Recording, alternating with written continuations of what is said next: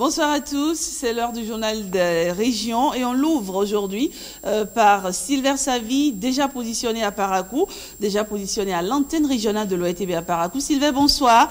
Quelles sont les nouvelles du Septentrion?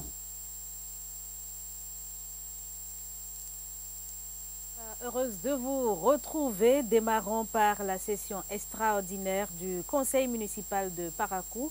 Il ressort de cette rencontre avec les conseillers la reprise imminente des travaux de lotissement de la ville de Parakou. Brigitte Sembia pour le compte rendu. Des 4 points inscrits à l'ordre du jour, c'est le point relatif à l'examen du rapport provisoire du comité ad hoc chargé de la vérification des lotissements qui a retenu l'attention des conseillers présents. L'examen de ce rapport a suscité quelques réactions. On dirait que les cabinets ont abusé de l'ignorance de la population de Parakou. Je demanderai au cabinet de penser à l'immatriculation de toutes les parcelles disponibles. Ce tableau dénote quelque part la mauvaise volonté, vous m'excusez, de nos différents cabinets. Le document est vraiment un document conscient, un document qui devait être sûr. Pour plusieurs raisons, le cabinet ETPB est exclu de ce rapport. Cependant, 2 problèmes se dégagent, l'un interne au cabinet et l'autre administratif. Sur les 19 cabinets, c'est un seul qui est à jour sur l'ensemble des pièces demandées. C'est le cabinet CETIC C. La plupart des 18 cabinets qui ne sont pas à jour, beaucoup n'ont pas de contrat avant de commencer. Des individus, fut-il cabinet de lotissement, se permettent de gérer les fonds publics. Après l'adoption du dit rapport, l'autorité municipale annonce la reprise des lotissements pour bientôt. La plupart des cabinets vont être autorisés à reprendre les recasements, mais avec des conditions, notamment la question de fermeture des comptes à la CELCAM et aussi la dissolution de tous les comités de lotissement. Pour la suite, les cabinets vont continuer le travail avec la mairie et nous avons retenu mettre en place un comité qui se chargera, n'est-ce pas, d'appuyer les cabinets dans le recasement. La non-installation de certains conseillers locaux et l'appui au buffle de Parakou ont fait objet des divers au cours de cette session extraordinaire. Direction Niki pour assurer des soins de santé aux populations les plus démunies. Le gouvernement béninois a mis en place un mécanisme d'assistance sociale dénommé Fonds sanitaire des indigents. Malheureusement, ces fonds ne vont pas toujours et directement aux ayants droit. C'est pourquoi, d'ailleurs, l'ONG Alliance Santé a décidé d'initier un projet lancé officiellement ce jeudi à Niki.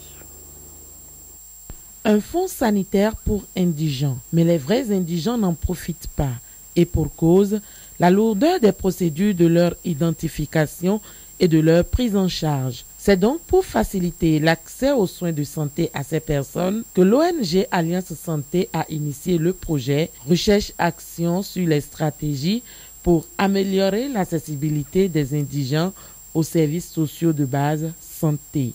D'un coût total de plus de 47 millions, le projet est cofinancé par l'ambassade de France et les unions communales des mutuelles de santé, qui sera exécuté sur une période de 18 mois. L'objectif principal, je pense que nous avons commencé par le dire, c'est de contribuer à l'amélioration de la vie socio-sanitaire des indigents. Hormis Parakou, les 7 autres communes rurales du département du Borgou seront impactées par ce projet. D'où la présence de l'association pour le développement des communes du Borgou ADECOB à cette cérémonie de lancement. Nous prenons l'engagement au sein de l'ADECOB d'accompagner cette initiative afin qu'elle connaisse un succès en permanent, d'atteindre ceux qui sont réellement indigents. Pour les responsables à charge de la famille et des affaires sociales, le projet vient à point nommé. Le présent projet nous aidera certainement à résoudre certaines équations telles que qui sont les indigents véritablement? Combien ont-ils accès aux soins? C'est pourquoi nous trouvons salutaire la mission de ce projet, surtout dans les zones du nord pays, zones la plus touchée par toutes les formes de pauvreté au Bénin. Les résultats attendus par le projet sont que les 7 communes concernées disposent d'une base de données fiable des familles indigentes, que 80% de ces familles identifiées soient couvertes par les mutuelles de santé et que les dispositifs mis en place soient pris en compte par les pouvoirs publics. Toujours dans le domaine de la santé, l'hypertension artérielle est une maladie qui n'épargne aucune couche de la société. En prélude donc à la célébration de la journée mondiale de lutte contre l'hypertension, demain 14 mai, Nestor Sela et Clément Houillon se sont intéressés au sujet. Il y a un moment quand même que j'étais malade. J'ai commencé par faire l'hypertension. Comme Dame Rose, ils sont nombreux ces patients chez le cardiologue pour cause d'hypertension artérielle. Hypertension artérielle ou maladie silencieuse et sournoise est due à plusieurs causes. Le stress est une des causes. L'obésité aujourd'hui est un fléau. C'est un fait qui facilement, n'est-ce pas, fait développer une hypertension artérielle. Nous avons le diabète ou les hyperglycémies, le tabac. Je ne vais pas oublier l'excès d'alcool. Plusieurs facteurs donc sont à l'origine de l'hypertension artérielle avec des symptômes bien connus par les praticiens de la santé. Vous pouvez avoir des gens qui se plaignent de maux de tête, de céphalée, de vertige, de palpitations. Une fois le diagnostic fait, le malade est soumis à un traitement et cette prise en charge se situe à 3 niveaux. Il faut soigner son alimentation, manger beaucoup plus de produits locaux. Le deuxième palier de la prise en charge, c'est le sport. Il s'agira d'une activité physique régulière durant 30 à 45 minutes par jour. Le troisième niveau de la prise en charge, c'est le traitement médicamenteux. Mal prise en charge, l'hypertension artérielle est un important facteur de risque pour plusieurs autres maladies. C'est un AVC, un accident vasculaire cérébral. Soit il va saigner dans son crâne, ou soit il va remanier ses artères de façon à boucher une artère cérébrale, et du coup la conséquence, c'est qu'il peut être opérationnel. Il va être paralysé, c'est la crise cardiaque. L'infarctus du myocarde peut être le fait d'une poussée hypertensive. Nous avons d'autres complications telles que l'insuffisance rénale qui conduit jusqu'à la dialyse. Les reins sont bloqués, l'aorte peut être rompue si tu fais son traitement et que la tension monte, ça peut rompre l'aorte. Les autres complications, ça peut être oculaire, des sujets qui ne voient plus correctement. Selon ce cardiologue, des médicaments sont disponibles pour maîtriser la pression sanguine qui pourrait créer d'éventuels dommages à d'autres organes. De ce fait, quelques conseils pratiques s'imposent. La première des choses, c'est de se savoir non hypertendu. Ça, c'est capital. Et pour le savoir, le simple conseil que je donne le plus souvent, c'est de faire prendre sa tension au moins une fois l'an. Si on n'est pas hypertendu, il y a des conduites, la pratique simple. Et ces pratiques se résument en, premièrement, il faut pouvoir garder sa ligne, il ne faut pas prendre du poids. Donc garder sa ligne en faisant du sport régulièrement. Il faut consommer moins de sucre et moins de sel. Il faut arrêter de fumer ou de vivre dans les milieux où quelqu'un fume. Il faut éviter de boire excessivement de l'alcool. Pour les patients hypertendus, il faut consulter régulièrement son médecin. Il faut prendre régulièrement, parce que c'est un traitement quotidien, régulièrement, il faut prendre régulièrement ces médicaments et signaler au médecin si l'on ressent des effets secondaires. À défaut de se guérir totalement de l'hypertension artérielle, on vit avec la maladie en respectant une bonne hygiène de vie. Et voilà, ce sera tout pour les informations depuis Parakou. Merci de nous avoir reçus et prenez surtout soin de vous. Je remercie Silver Savy. On fait une autre escale, cette fois-ci à Porto Novo, où je retrouve pour vous Guillaume Avienou. Guillaume, bonsoir. C'est à vous à présent pour les nouvelles de l'OME et du plateau.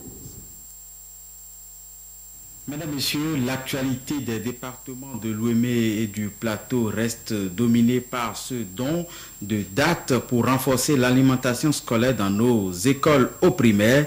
C'est un appui du Royaume d'Arabie Saoudite au programme alimentaire mondial opérant au Bénin.